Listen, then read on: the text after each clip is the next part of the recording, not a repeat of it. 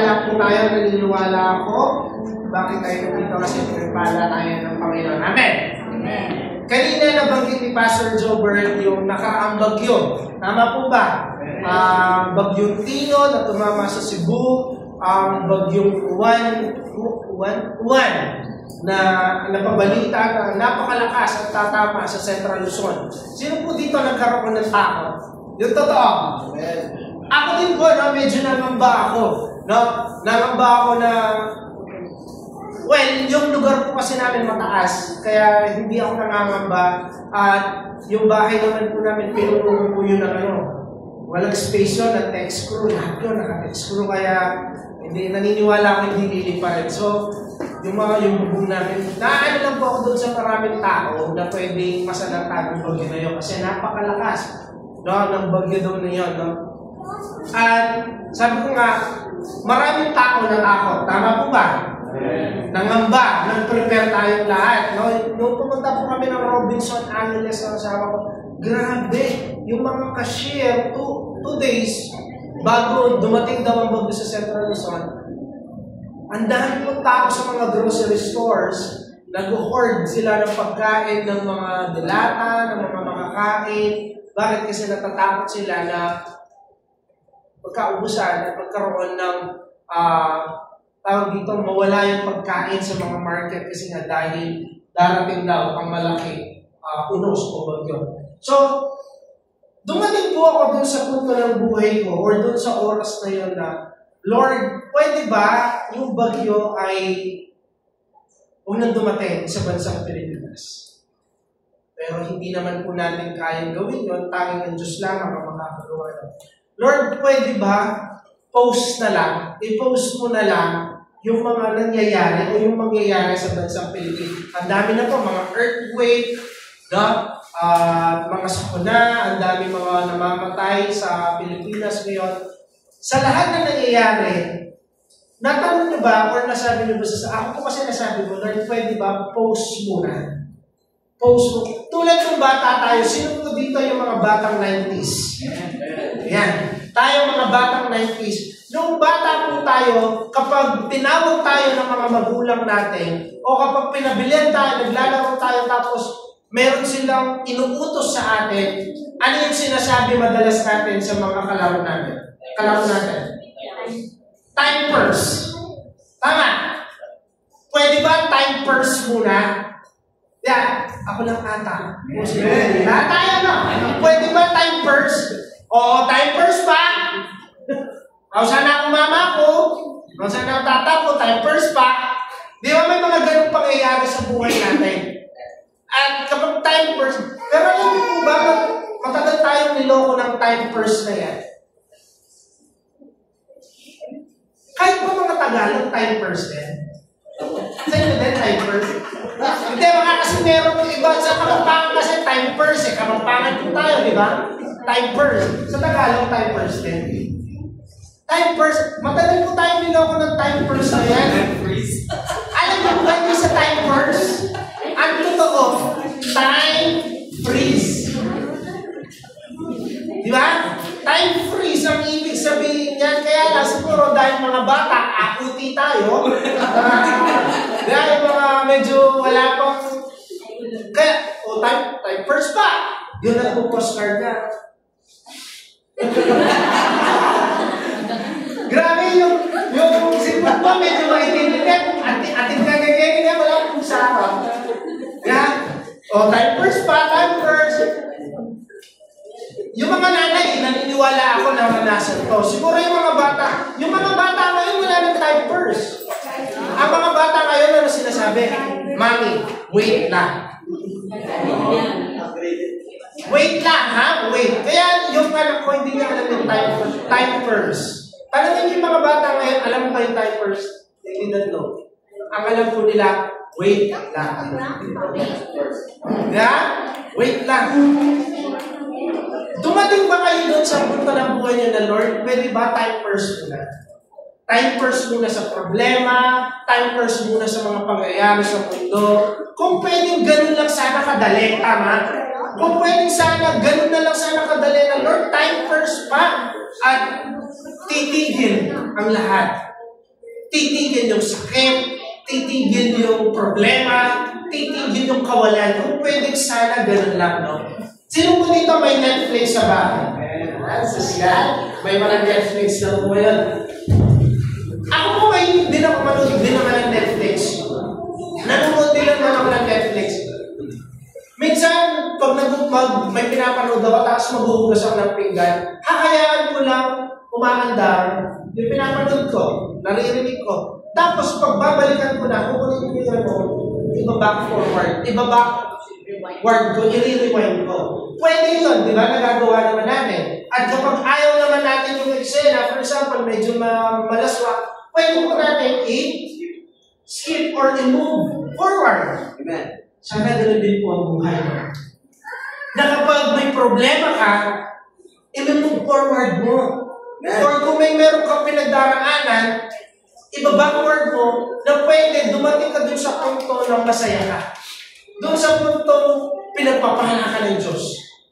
Amen? Ako po madalas, dahil lumaki po ako na walang magulang, lumaki po ako yung nanay ko, 4 years old pa lang ako, patay na yung nanay ko, and yung father ko nasa ibang bansa. Kaya lumaki po kami ng magkakapatid. Kami ng 3 magkakapatid. Kaya, naiisip ko na kapag malungkot ako, pwede bang balikan ko yung panahon na buhay pa yung nanay ko? Yung mga ganung bagay. Kasi meron po akong isang pangyayari na natatandaan sa nanay ko. Nung malapit na siyang mamatay, pinapasok kami sa ospital at hinalikan ko siya. Yun lang. Yun lang yung natatandaan ko sa nanay ko. Kung sana pwedeng balikan yung ganung sitwasyon. Kasi for me, yun yung pinakamasarap na naramdaman ko sa nanay ko. Kung sana pwede, kapag meron kang kaaway o meron kang problema, pwede i-backward mo, then pupunta ka doon sa panahon na kasama mo na. The problem is, hindi na pwede. Tama mo ba? Hindi na pwede i-move forward, i-backward, or humingi ng time first kapag kumakandar na ang buhay natin. Tama. Tama mo ba? Hindi na pwede. Kaya, mga kapatid ko po, ano man po yung pinagdadaanan natin ngayon, no? Isa lang ang sigurado. Ano man ang mga pinagdadaanan natin na problema, kasakitan, o paghihirap, o ano man yung season ng buhay mo, isa lang ang sigurado. That God is faithful. Amen po ba? Na ang Diyos na pinaglilingkuran po natin ay tapat. Ang pinaglilingkuran po natin Diyos ay totoo. Na ano man yung problema, ano man yung kabigatan, ano man yung mga pinagdadaanan natin, God is really faithful. Amen. Kung sumuko ka sa hamon ng buhay, wala ka ngayon. Kung sumuko si Pastor Goods noon, kasi alam ko yung ni Pastor Goods, dumarating din siya doon sa punto na papagod siya. Kung noon sumuko siya, marahil wala po tayong pag-ibipon ngayon. Amen? Kung sumuko yung mga tao noong unang panahon dahil sa mga problemang pinagdadaanan nila, wala tayo ngayon. Pero dahil faithful si Lord sa buhay nila, even though they are experiencing many kinds of trials, many kinds of problems, faithful si Lord sa buhay nila.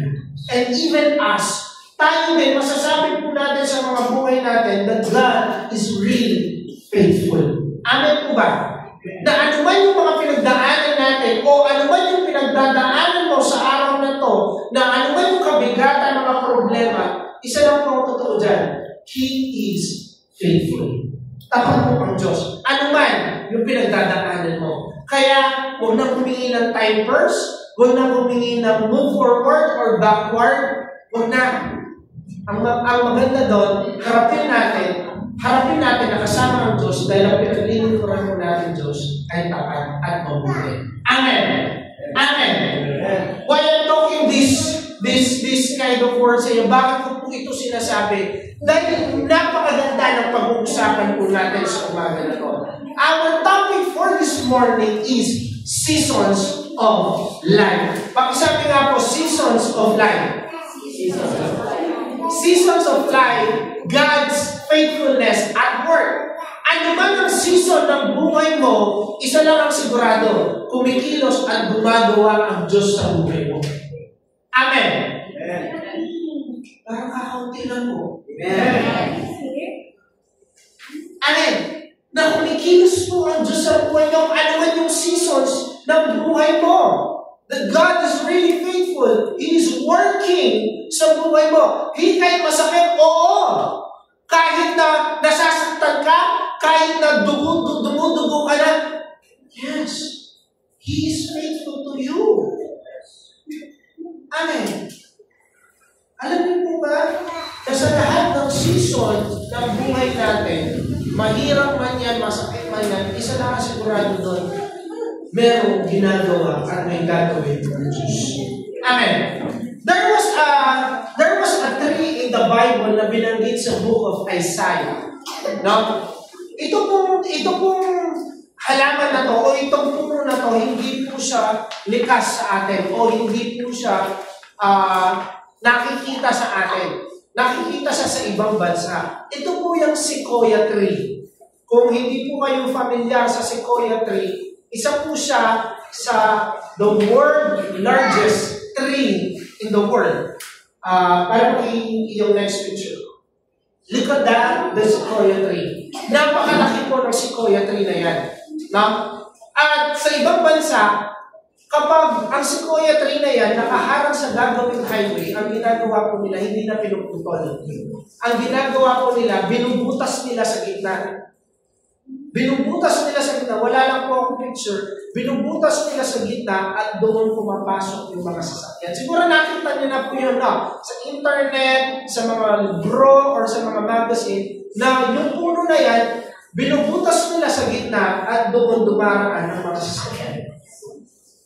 Now, the question is, ano ba ang kaugnayan ng sequoia tree na nasulat sa Bible, itong sequoia tree na to, sa pinag-uusapan po natin? Para pakibalikan yung una. Nakita niyo po ang laki ng halaman o ng puno, that is sequoia tree. Pero look at kung saan nagmula ang sequoia tree.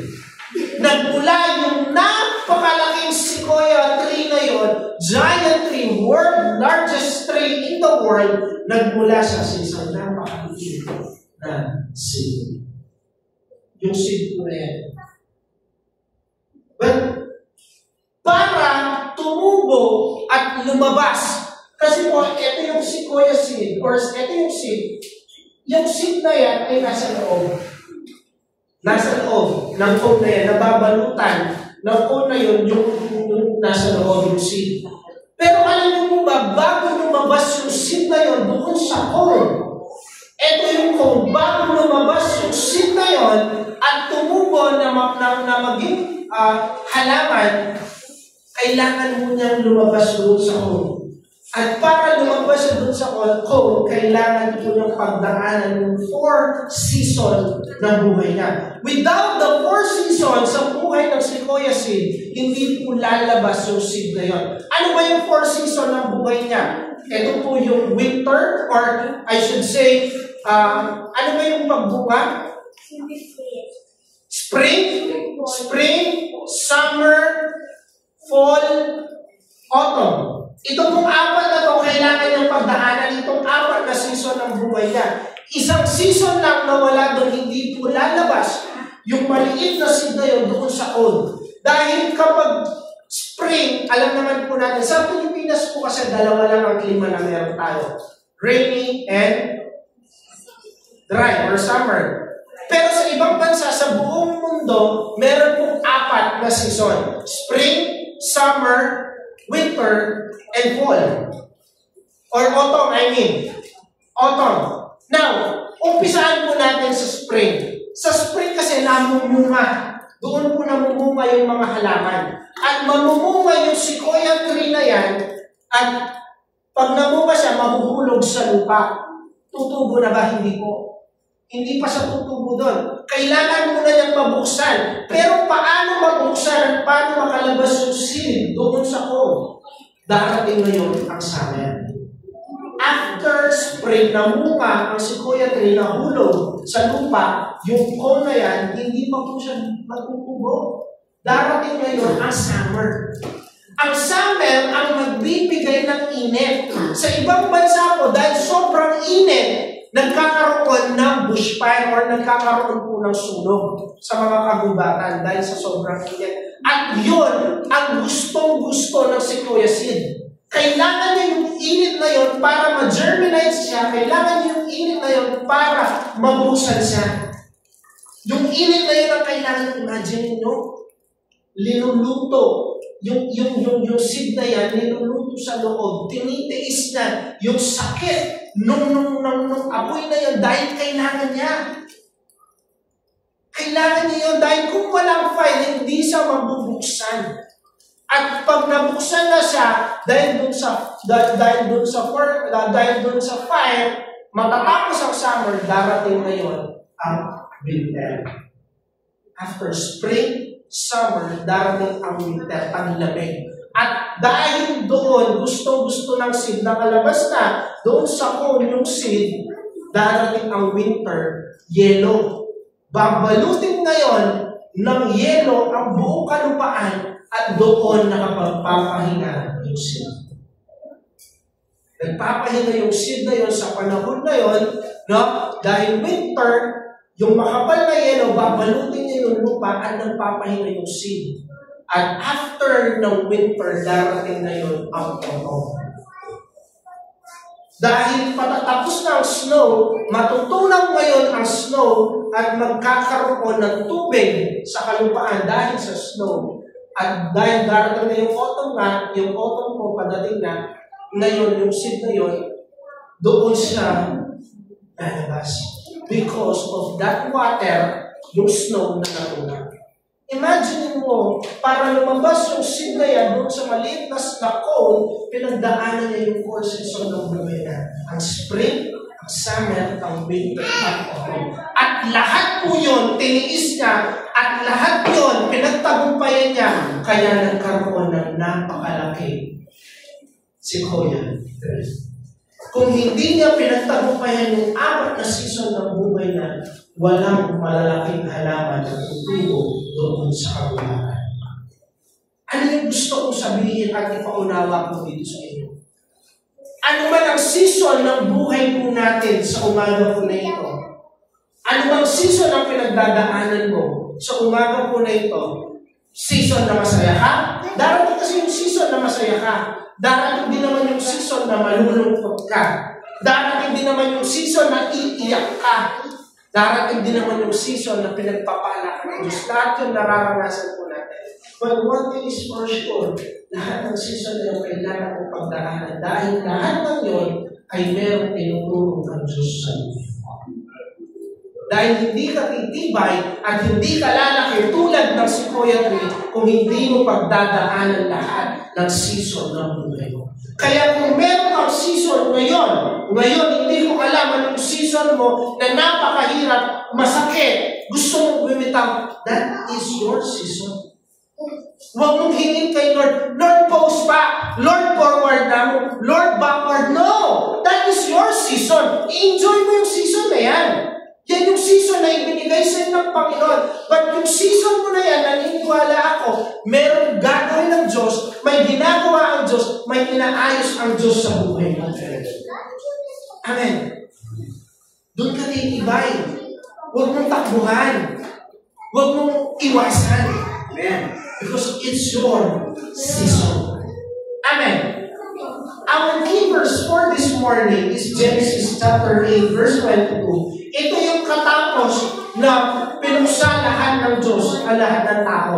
Ito po yung panahon ni Noah. Nilunod niya ang buong mundo sa tubig at ito yung panahon na sila Noah at ang family niya ang nabuhay. Kung aakyat po kayo sa verse 21, dito yung naghandog ang Panginoong Jesus. Or, I should say, naghandog si Noah. Amen. Naghandog si Noah ng handog sa Panginoon at nung nakamoy ng Diyos, yung handog na yun, handog ni Noah, sabi ni Lord, kailanman hindi ko na lulupilin ang mundo sa pamamagitan ng tubig. Kaya dumating po yung verse 22. Sabi niya dito, as long as the world exists, there will be a time for planting and a time for harvest. There will always be cold and heat, summer and winter, day and night. Gusto ko pa maintindihan po natin dito. Ang verse na to, ang sabi niya, hanggang ang mundo ay nandyan, magkakaroon ng panahon ng pagtatanim. At magkakaroon din naman ng panahon ng pag-ani. Darating din naman ang lamig, init, ang summer, ang winter, at darating ang gabi at ang umaga. Ang sabi ko ng Ecclesiastes 3:1, ang sabi ko is King Solomon, for everything there is a season, a time for every activity under heaven. Now, gusto ko kung maunawaan natin ang mga verses na to. Pinatutunayan lang sa book of Genesis and sa book of Ecclesiastes, itong mga verses na to, pinatutunayan lang na ang buhay natin ay may cycle. Cycle, alam mo po kayong cycle? Umiikot. Sabi nga ng matatanda, parang ang buhay daw ay parang gulong. Siyempre, wala namang triangle na gulong. Mahirap po yun. O kaya, hexagon na gulong. Ano po ba yung gulong? Bilog. Minsan nasa taas, minsan nasa baba, minsan nasa side, minsan naakyat ka. It's a cycle. It's a cycle. Kaya itong verse ng Genesis 8:22 at Ecclesiastes 3:1, pinapakita lang po ng Diyos dito na ng buhay ng tao, ang buhay, lahat ng nangyayari dito sa mundo may cycle. Hindi habang buhay nasa taas ka. Darating ka doon sa punto, makakaranas ka ng kalambutan. At daranas ka din ng brokenness. Daranas ka ngayon ng kasiyahan. Daranas ka naman ng kapinagpitan. Cycle ang buhay. Kaya, huwag po tayong mawalan ng pag-asa o sumuko kapag dumaranas tayo ng sakit. Huwag po tayong mawalan ng pag-asa kapag tayo dumaranas ng brokenness. Amen. Hindi ko alam yung sitwasyon o season na pinagdadaanan niyo po ngayon. Meron siguro dito may problema. Meron siguro dito pinagpapala ng Diyos. Meron siguro dito masaya. I don't know what is your season sa buhay ninyo. Pero isa na sigurado po doon. Sa season na pinagdadaanan niyo, nandiyan ang Diyos. Sa season na meron ka ngayon, totoo at tapat ang Diyos. Everything is cycle. Everything is cycle. Ipapanganak ka, tatanda ka, mamamatay ka, babalik ka ulit sa lupa. That's cycle. Amen? Sisikat ang araw. Mamaya, gagabi. Bukas, sisikat, gagabi. It's a cycle. Amen? Cycle po lahat. Pati sa katawan natin. Kakain ka, tutunaran ang tiyan mo. Mag-i-sleep mo ba dito? Hindi. Lalabas. Kakain ka ulit. Ang hirap naman pag kumain ka ng apple, no? Diretso tapos ilalabas mo, apple pa din. Diyos ko naman, ang sakit-sakit nun. Apple pa din, hindi po. Kaya may cycle ang buhay ko natin. May season ang bawat buhay natin. Amen. Hello. Kaya sabi ko nga po, hindi ko alam yung season na pinagdadaanan mo ngayon. Tignan nyo nga po yung katabi mo. Kumana mo masaya, no? Na, I don't know what is your season. Hindi ko po alam yung season ng buhay nyo. But one thing is for sure, God is faithful sa season. Amen. Amen. Now, meron po tayong tatlong pag-usapan na sa bawat season natin, ano ba yung dapat natin maging approach o ano ba yung dapat natin maging attitude kapag meron po tayong pinagdadaanan o may mga season tayo ng buhay natin. Number one is, do your best in your current season. Amen. Hello. Sabi ko nga po, hindi ko alam ano yung mga season ng buhay nyo. But point number one is, do your best in your current season. Gawin nyo yung best niyo sa season na meron kayo ngayon. Dahil hindi po aksidente na dahil yan ang season mo. Alam, kung bakit yan ang season mo, dahil meron gustong ituro ang Diyos sa buhay mo. Amen. Alam, dahil dyan nakatatag. Kaya huwag mong takbuhan. I-enjoy mo. Ibigay mo yung best mo. Amen. Ang sabi po ng Genesis 8:22, as long as the world exists, there will be a time for planting and a time for harvest. Merong panahon ng pagtatanim at may panahon ng pag-ani. Kaya sa oras po ng season mo na meron kayo ngayon, i-enjoy mo lang. I-enjoy mo lang. At ang dapat natin doon is tanim. Magtanim. Amen? Sino po dito yung mga kabataan? Pwede po ba makita yung mga kapatid ng mga kabataan? Liars, go to church. Ay, mga kabataan. I'm speaking sa mga kabataan. Mga kabataan, it is your season na kabataan nyo ngayon. Amen? Alam mo bilang kabataan, i-enjoy nyo yung season na meron kayo. Dahil pag dumating yung panahon na lilipat na kayo ng season, masasabi nyo na lang, sana anak na ako ulit. May mga ganito ang mangyayari ba? Madrama. Di na? Yung pag-isip mo ng maga, kahit wala pang toothbrush, lalaro ka na tapos yung postcard mo, yung mga jole mo, di ba? Grabe.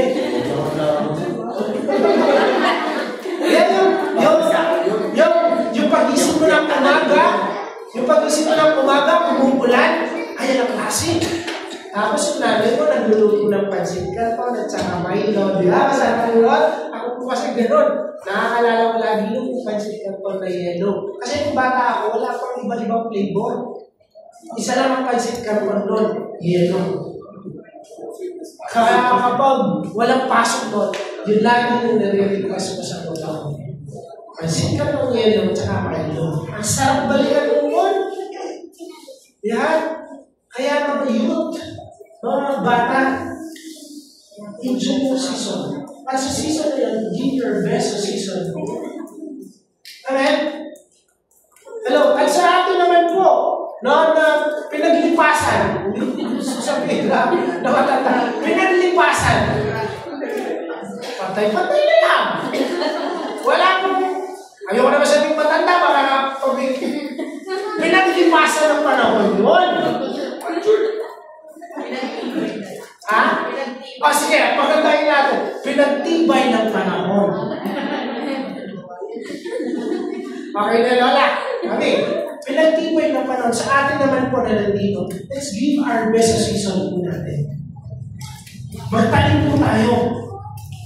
Lakas, physical sowing. May tatlo po dyan na pagtatanim. Physical sowing. Lalo na kayong mga kabataan.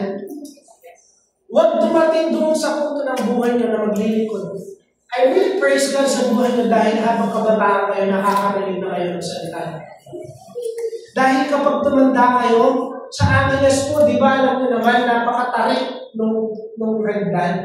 Dalawang balitang po yun. Kapag nakikita ko yung mga matatanda, may buko na lang ibutan eh. Tapos itaan mo na garan, ako bites, ay ibutan na patas ka na garan.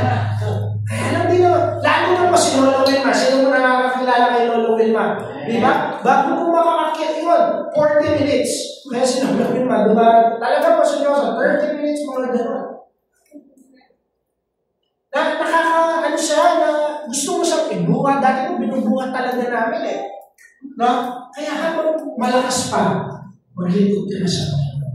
Habang malakas ka, magtanim ka na sa Panginoon. Dahil in proper time, in due time, you will reap your harvest, mga kabataan. Because the Bible says, your work are not in vain. Hindi mawawala ng sesay. Kaya ngayon pala, tama yung decision nyo na kilalanin ng Panginoon.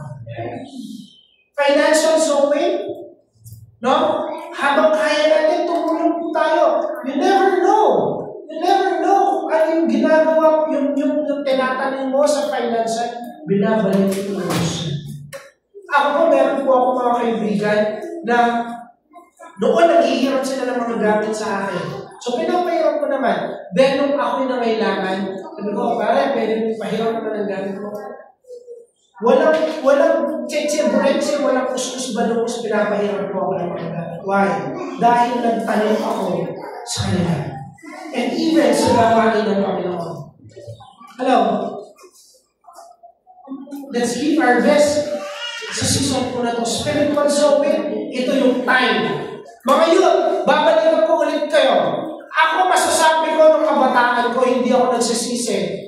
No? At alam ko at alam ng Diyos, nung kabataan ko, binigay ko yung best ng paglilingkod ko sa Panginoon. Alam ni Pastor Wilson, natutulog kami sa church, magkakasama kami kahit batang manok lang yung kinakain namin, solid kami. At ngayon may asawa na ako, may mga anak na ako, no? They are my priority ko ang pamilya ko. So, sabihin hindi ako nagsisisi. Bakit? Dahil alam ko nung kabataan ko, binigay ko yung best ko sa paglilingkod ko sa Panginoon. Kayong mga kabataan, habang malakas pa kayo, habang kaya nyo, ibigay nyo yung best ko sa Panginoon. Para kung sa next chapter ng season na meron kayo, hindi kayo magsisisi. Masasabi mo sa Panginoon, I give my best to you. Amen? Amen? Hello? Dapat pa enjoy natin yung season natin. Enjoy natin yung mga bagay na ito sa buhay natin dahil merong ginagawa ang Diyos sa ating mga buhay. Tayo din po yung aanin kung ano yung itinatanim natin. Hello? Ano ba?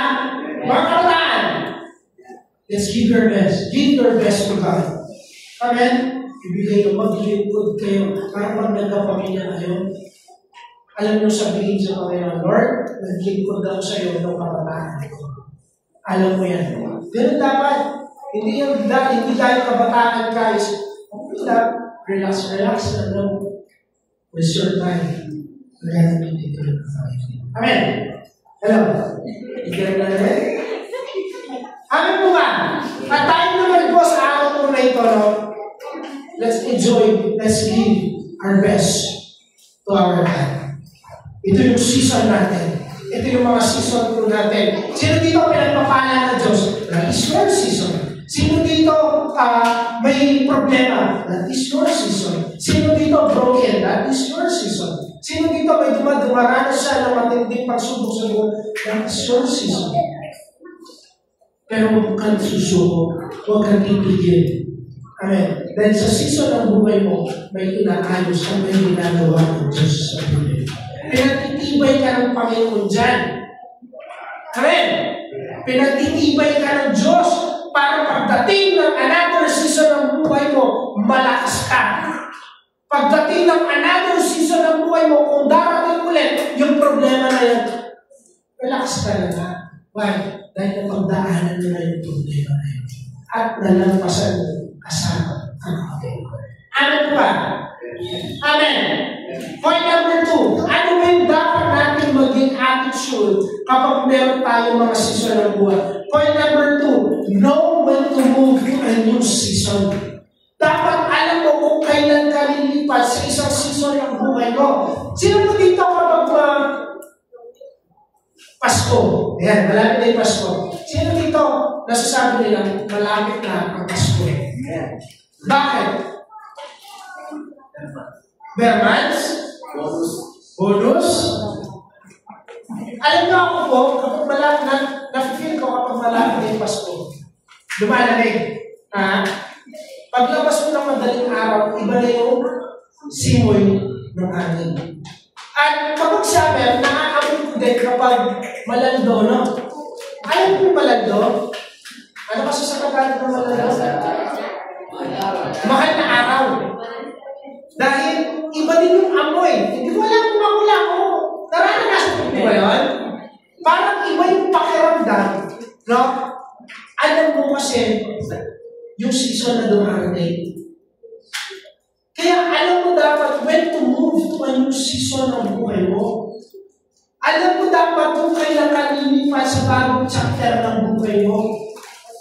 Amen. Hindi dahil may nagsabi sa'yo magaling ka. Hindi dahil sinabi sa'yo na talentado ka. Okay na ako, lilipat mo. You must know when to move to a new season ng buhay mo. Kailangan mo pinapanalangin. Yes. Kailangan mo meron kang salita ng Diyos na pinanghahawakan. That is the best thing na pwede mong ipaglaban kapag lilipat ka sa bagong season ng buhay mo. Dahil sa paglipat ng season ng buhay mo, hindi madali. Hallelujah. Hindi po madali. Dati kang binata, darating ka sa pagkakasawa, hindi po madali yun. Imagine, halihil ng tahanan, magiging halihil ka ng tahanan. Bubuhay ka ng pamilya, bubuhay ka ng mga anak, may responsibilidad ka. Hindi mo madali yun, tama? Lahat po ng mga magulang, mga tatay, mga nanay, hindi po madali yun. That's why you need to know when to move to a new season ng buhay mo. Kailangan mo pinapanalangin. Isa po ito po yung asawa ko nung magpapakasal po kami. Yun, makinig. Nung magpapakasal po kami ng asawa ko, wala po akong trabaho. Nagpapastor lang ako. But I have a word of God na panghahawakan. Dahil meron akong salita ng Diyos na pinanghahawakan that time. Kahit wala pa akong pera, wala pa akong bahay, kasi natira ng mga tao ngayon, ng mga mag-aasal, kaya nakapapakasal. Kapag stable na ako, kapag may bahay na ako. Amen. Hindi ko sinasabing hindi maganda yun. Maganda na may bahay ka, stable ka. Amen. But kailangan, sa season na yun, kailangan meron kang salita ng Diyos na pinangahawakan. Kahit na stable ka, kahit na may bahay ka na, kung wala kang word of God na pinangahawakan, mahihirapan ka. Ako ba nung magpapakasal kami ng asawa ko, meron akong salita ng Diyos na pinanghawakan. Kaya kahit naloko, nascam po kami, nawalan kami ng 189,000. 1 month before our wedding. Nawala lahat. Sabi mo nga po, lalo kong tinitestify. Imagine, 4 na paniwagan. Sa church, nagpapaniwagan ako eh. Sinama ko nga si Mami yung mga elders doon. Ako na po yung promotor, ako pa yung unang sumweldo. Bakit? Desperado na po ako. Wala na yung kasal namin. Wala pa akong ipon. Kaya, imagine, 4 yung inuhulugan ko nun. Sinama ko pa yung mga pastor natin. Parbihira. Dahil I have a word of God in my heart na pinaghahawakan. Nung panahon ko na nasakam kami, na wala lahat. Nung paniwagan na yun, sweldo, wala lahat. 189,000 in the blink of an eye. Boom! Wala lahat. Paano na yung wedding natin? 1 hour, 1 month, and a half na lang, kasalan na. Sabi na magiging kasama ko, i-schedule na natin. No! Merong salita ng Diyos sa puso ko, na pangakawakan ko. Meron. Lagi ko sinasabi sa kanya, Lord, may blessing na lang ko sa'yo. Lord, meron akong salita ng Diyos na pangakawakan. Tuloy natin. Walang mangungutang. Bahala si Lord. Yeah. Aba, grabe. Grabe. Hindi po namin kinalat yung issue na yun o yung news na yun. Ilan lang ang may alam. Pero grabe. Yung iba, Pastor, namin po yung kayo, account number nun. Pastor, wala pa kasing Gcash nun eh. Pastor, na-amaze po ako. Natapos po yung kasal namin. It's a wonderful wedding. Wala po kami utang. Pinagpala. Why? Because doon sa season na yun, meron po ako salita ng Diyos na pinagawakan. Yung pangarap ko marami na, kailan ko mapakasal kapag may bahay, stable na, nagpakasal po kami, wala pa po kami bahay. But after the wedding, grabe pagpala ng Diyos. Hanggang ngayon po na-amaze kami sa kabagihan ng Panginoon. Kapag tinitignan po namin yung bahay namin, Lord, paano na tayo itong bahay na ito? We don't know how. Hanggang ngayon na-amaze po kami. Paano na tayo? Di man po kalakihan, pero hindi namin alam hanggang ngayon totoo po. Na-amaze po kami sa Panginoon. Paano na tayo ito? Even until today, one thing is for sure, ang Diyos ang umilos.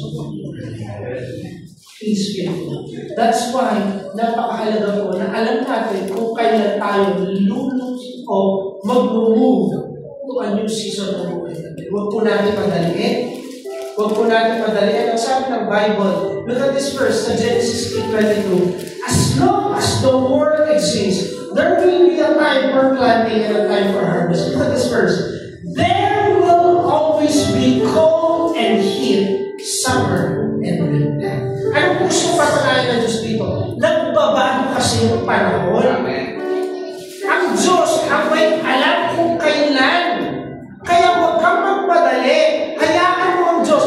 All you need to do is to obey God, is to do His will. Hayaan mo rin ang Diyos sa season na meron kayo. Amen? Kasi gusto natin, kapag mahihirapan tayo, may season na hirap tayo, gusto natin tapusin na lahat ng kahirapan. Nagmamadali po tayo. Kaya ang nangyayari, imbis na maging maayos, mas napapariwara. Bakit? Nagmadali ka eh. That's why this morning, hindi mo lang dapat i-enjoy yung season na meron ka. And you must know when to move to a new season ng buhay. You always pray, you always ask God, and you always ask His guidance and His word. Dahil kapag meron kang pusinod ng Lord, you will never go wrong. You will never go wrong. Hindi ka mapapalitan. Amen? And lastly, sa season na to, sa tatlo na to, ito yung pinakakailan. Pakibasa mo. Be willing to leave the comfort of the old season. Mahirap po to. Masakit po to. Digmaan ito. It's all about your heart and mind. Mahirap iwan yung nakasanayan. Mahirap iwan kung saan ka lumaki. Mahirap iwan kung saan ka naging komportable. Hindi mo alam, tinatawag ka na ng Diyos. God's calling you. Kaya lang, you are keep on resisting dahil nahirapan ka doon sa sarap na meron ka. That's why yung season mo, hindi nagpa-prosper dahil ayaw mong iwan yung old season ng buhay. Maybe one of you, God is calling you. Maybe one of you, God is calling you, nananaginip ka. Ako po, when God called me to be a pastor, nananaginip po ako. And one afternoon, I was praying in my room. Kainitan po yun. Grabe yung prayer ko. Hindi ko alam ilang oras daw nag-pray. And I heard the voice, maliwanag na maliwanag yung narinig kong tinig. Ang sabi ng Panginoon, yung tinig na narinig ko, never, I will never leave you, nor forsake you. Nananaginip ako, ang daming panaginip. Ayaw ko, pero doon sa pagtawag ng Diyos, ang daming nag-co-confirm, ang daming ng mga sa tao na hindi ko kakilala na nagsasabi, when they touch my hand, when they hold my hand, God's calling you. Nabibigla po ako. Ang hirap paliwalaan sa tao. Paano tatawagin lang ng Diyos? Pero, the truth is, ang puso mo gusto, pero ang isip ko, ako. Ang puso ko, yung sinasabi nila, tinatanggap ko. Wow! Gusto ko to, Lord! Ito yung dinidesire ng heart ko. Bakit yung napapanaginipan ko? Ito yun. Pero yung heart, yung mind ko sinasabi, ay, nakakatakot. Ay, ano kung sasabihin ng ibang tao? Ay, ganito. Hindi ka magbabago. That's why ang hirap ko iwan yung season ng buhay ko.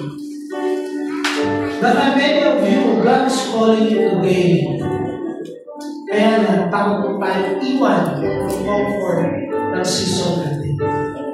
Sabi mo lang, ito yung pinakamahirap na mangyari kung gawin. God is calling you to become His leader. God is calling you to be His disciple. The problem is, yung comfort mo ay iwan. Ako, after the wedding, wala pa po kami bahay. tumira po kami doon sa mga in-laws ko, sa mga biyanan ko. At I really praise God sa buhay ng mga biyanan ko, sobrang bait. Pinaglalaba ako, pinagluluto po kami, pinaglilinis kami, gigising ako kung anong oras gusto. But when the time comes na pinrovide na ni Lord yung bahay namin, sabi lang sa mga, malipat na tayo, ang daming reason. Wala pa tayong TV. Wala pa tayong stove.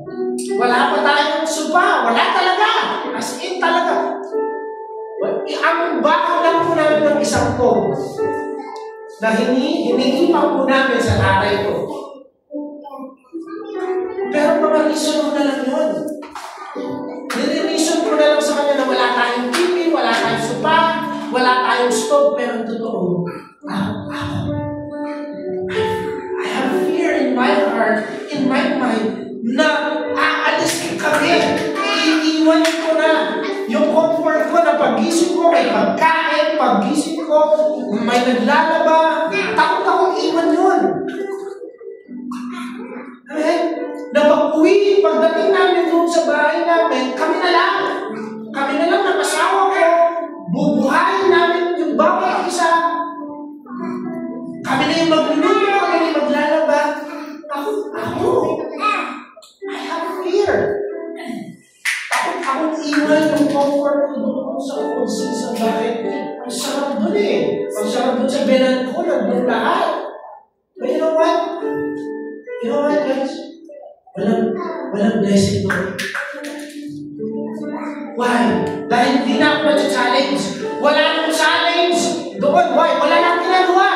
Pero nung paglipat namin ng bahay namin, even though mahirap, that's our season. Mahirap, wala kaming gamit, nagluluto lang kami, gamit yung, alam mo yung pang-sanji?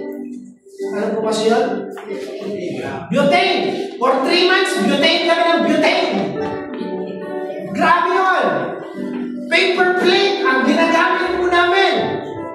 Wala kaming TV, wala kaming wifi. As in, wala. Pero in-embrace namin yung season na yun.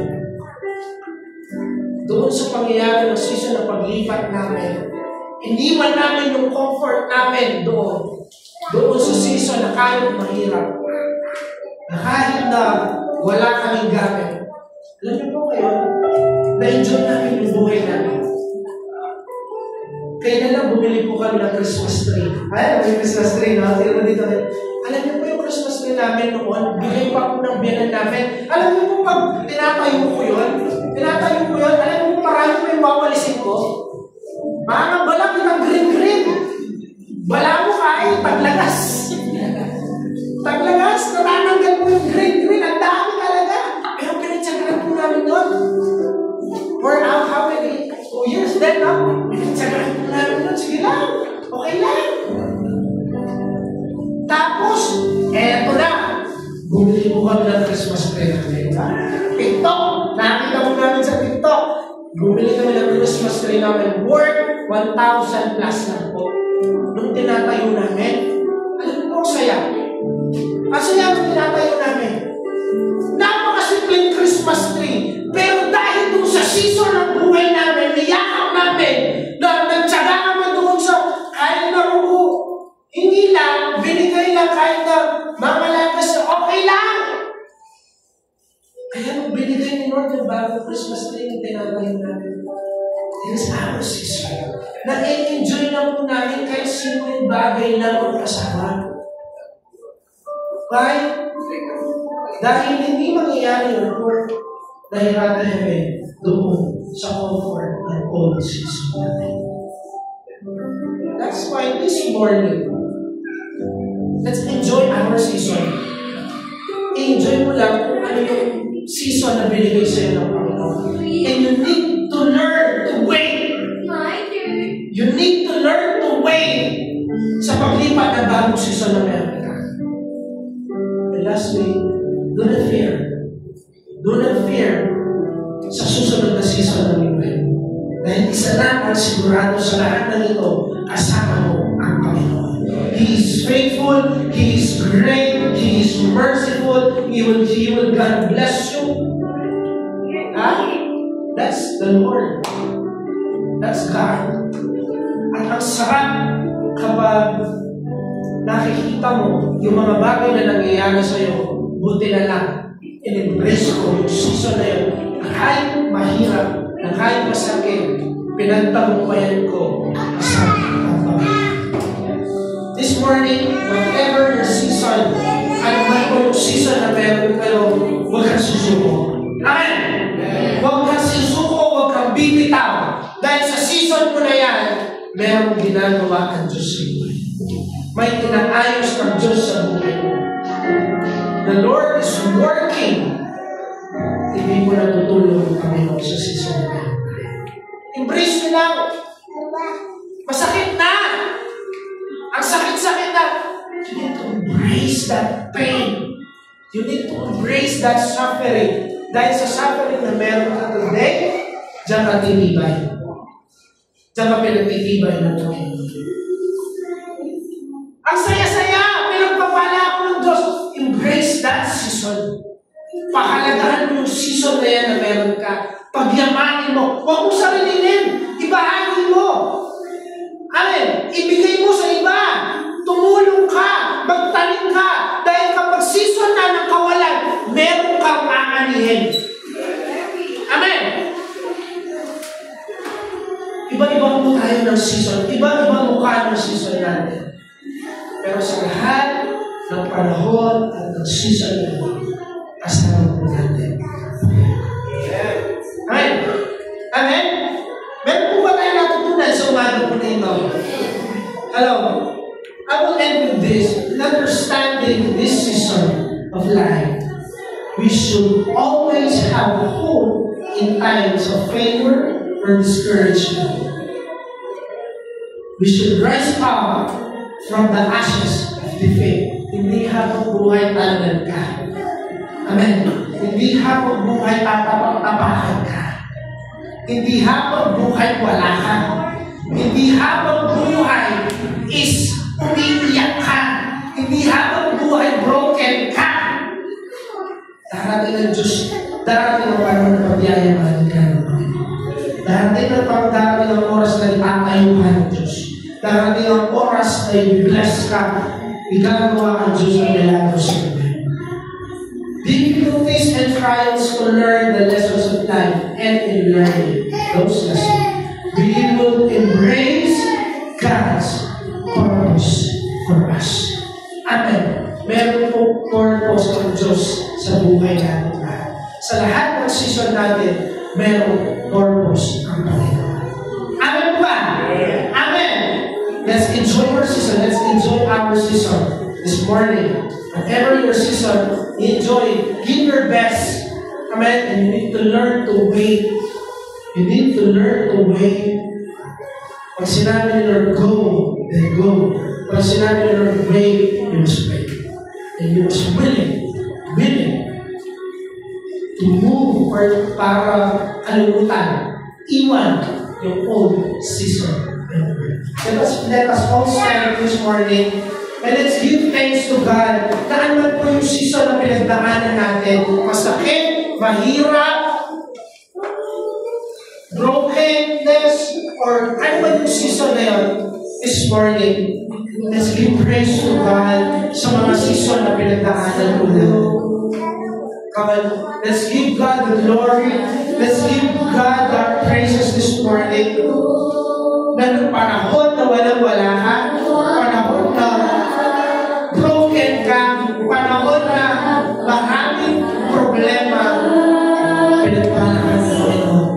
Gumagawa at nabikilos sa Panginoon. That's why this morning,